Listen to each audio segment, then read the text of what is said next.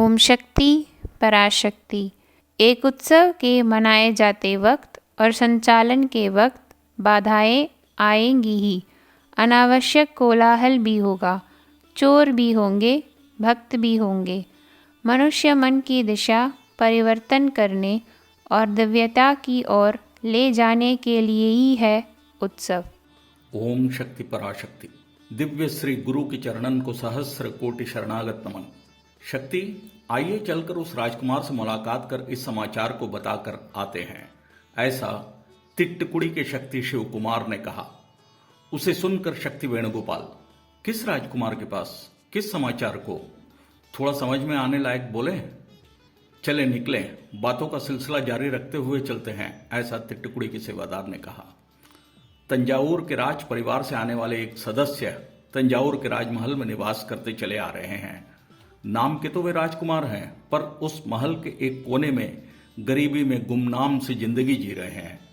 भारत सरकार द्वारा राजे महाराजों के लिए निर्धारित प्रिवी पर्स की रकम भी उन्हें नहीं मिल रही है। इसके लिए बहुत दिनों से न्यायालय में कानूनी लड़ाई जारी है। तुरंत शक्ति वेणुगोपाल ने कहा, ओह ऐसी बात है, पर अभी हम वहां क्यों जा रहे हैं? ठहरो बताता हूं, ऐसा तिट्टकुड़ी के सेवादार ने कहा। हमारे बंगारू अम्मा तंजावुर में विजय यात्रा पर आए हुए हैं। अम्मा का स्वागत कर चरण कमल वंदना करने के लिए राजकुमार ने हमारे आदि पराशक्ति संस्थान के इस जिले में स्थित मंडली प्रभारियों के समक्ष अपनी इच्छा जताई थी।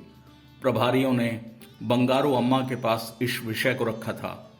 अभी अम्मा के द्वारा दिए गए समाचार से राजकुमार को अवगत कराने आने वाले हैं। अरे बातों ही बातों में हम राजकुमार के महल तक पहुंच गए, ऐसा शक्ति शिव कुमार ने शक्ति वेणुगोपाल से कहा।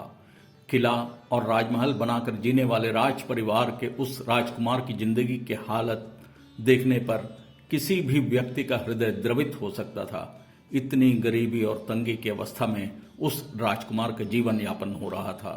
शक्ति शिव कुमार ने राजकुमार से मुलाकात कर कहा, आज रात बंगारू अम्मा अपनी विजय यात्रा के लिए आ रहे हैं, ऐसा संदेश आपके लिए भेजा है।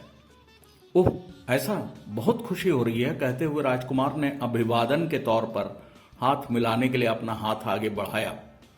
तुरंत ही प्रत्युत्तर में हाथ मिलाने के लिए जैसे ही तिट्टकुड़ी के सेवादार शिव कुमार ने अपना हाथ आगे बढ़ाया, एक ताड़ पत्र की पंडुलिपि राजकुमार के गोद में आ गिरी। आश्चर्य के साथ उन लोगों ने उस पत्र को उठाकर देखा। उसमें अम्मा मैं आऊंगी ऐसा स्पष्ट लिखा हुआ था। पुराने जमाने में परंपरा रही है कि राजे महाराजों को ताड़पत्र में संदेश लिखकर दूत के जरिए भेज जाता था, पर सच्चाई तो यह थी कि शिव कुमार के हाथों अम्मा ने ऐसा कोई लिखित संदेश नहीं दिया था।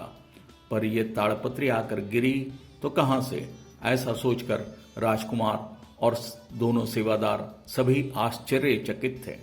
ये सब इस अवतरण के समय का खेल है, यह उनकी समझ में धीरे धीरे बैठने लगा।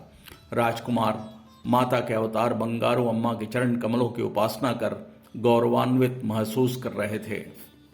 चरण कमलों की वंदना को स्वीकार कर अम्मा ने वायुमंडल में अपने हाथों को लहराते हुए कुछ खोजने जैसा उपक्रम किया और किसी चीज को झट से पकड़कर उस राजकुमार के हथेली में दे दिया। हे पुत्र, तुम्हारे पिताश्री के परदादा के आत्मा को पकड़कर इस भ्रमर के रूप में मैंने तुम्हें दिया है। वह आत्मा सुख चैन के अभाव में यहां भटकने के कारण ही तुम्हें ये दुख तकलीफ मिल रहे हैं। यह किसी भी क्षण तुम्हें छोड़कर उड़ जा सकता है। इसे पूजा घर में रखकर रोज उपासना करते चलो, तुम्हारी धीरे धीरे उन्नति कराऊंगा। एक बार मरवतुर आओ, ऐसा अम्मा ने राजकुमार से कहा। कुछ दिन पश्चात वेणुगोपाल ने तिट्टकुड़ी वाले सेवादार से कहा, बंगारू अम्मा द्वारा कथित उस राजकुमार के पिताश्री के परदादा कौन हो सकते हैं? जवाब में तिट्टकुड़ी वाले सेवादार ने शक्ति वेणुगोपाल से कहा, मैंने पता किया था, तंजावुर के राजा रहे सर्वोजी महाराज थे, ऐसा परिचितों ने बताया। जैसे भी हिसाब लगाकर देखें तो वो सर्वोजी महाराज ही हो सकते हैं। शक्ति वेणुगोपाल ने फिर से पूछा कि बिजली का बकाया भी न भर पाने वाले अवस्था में वो राजकुमार बहुत ही व्यतीत थे। बिजली कट जाने के बाद अंधेरे में राजमहल में बंगारू अम्मा के प्रवेश के समय शक्ति सेवादारों ने पेट्रोमैक्स लाइट लेकर रोशनी की थी। यह सब क्या सर्वोजी महाराज के आत्मा के वास के चलते ही हुआ क्या? तो जवाब में शक्ति शिव कुमार ने कहा कि अम्मा के चरण कमल की वंदना से कुछ ही दिन पश्चात बहुत दिनों से अटका पड़ा प्रिवी पर्स की रकम लाखों के रुपए में बकाया उन्हें मिला और साथ ही उनकी गरीबी भी दूर हो गई। शक्ति वेणुगोपाल ने कहा, ओम शक्ति, अम्मा की करुणा परंपरा है। हे शक्तिगण, आध्यात्मिक गुरु दिव्य श्री बंगारू अडिगलार ने एक जीवन को उत्पन्न कर राजकुमार के हाथ में दिया। जीवित जीव की उत्पत्ति केवल परमात्मा के बस की ही बात है। दूसरे किसी भी सिद्धि से इस प्रकार के प्राणधारी जीव की उत्पत्ति नहीं की जा सकती। अब परंपार करुणा के वशीभूत बंगारू अम्मा के रूप में, आध्यात्मिक गुरु के रूप में अवतरित परमात्मा की चरण कमल वंदना के सौभाग्य को अवसर रहते समय ही सदुपयोग कर लें।